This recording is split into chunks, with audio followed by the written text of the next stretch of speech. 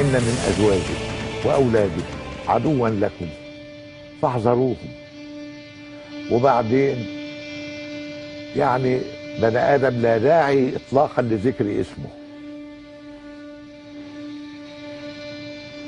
أنا جيت في 93 لما استقلت الاستقالة الأخيرة بكلمه، فبقول له في 6 كده لازم يمشوا من النظام، وبعد ال6 4 منهم بين يدي الله دلوقتي ولا يتولى حسابهم، و2 لسه عايشين. مش هترضى تقول لنا مين هم؟ لا مش ده. فقال لي لا فلان ده لا. لا خبر اسود.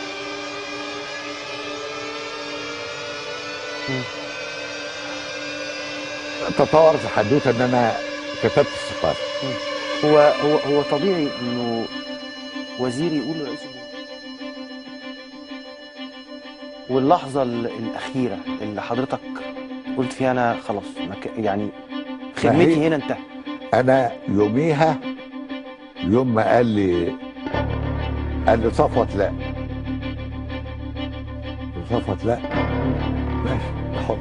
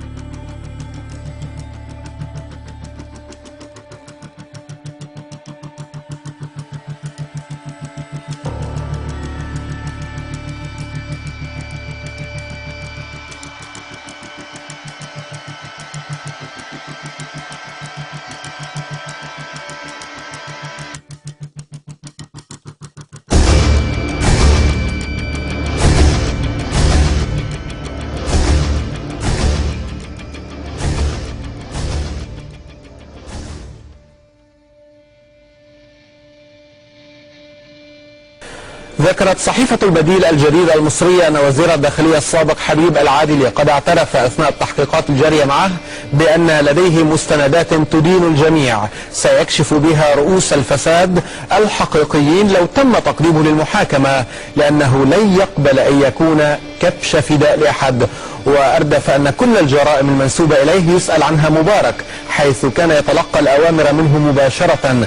كما كشف العدلي عن وجود غرفة في المقر الرئيسي للحزب الوطني الحاكم بميدان التحرير بالقاهرة كانت تعرف بغرفة جهنم، يعلم مكانها ويحتفظ بأسرارها كل من أمين الحزب السابق صفوت الشريف وأمين لجنة السياسات السابق جمال مبارك نجل الرئيس.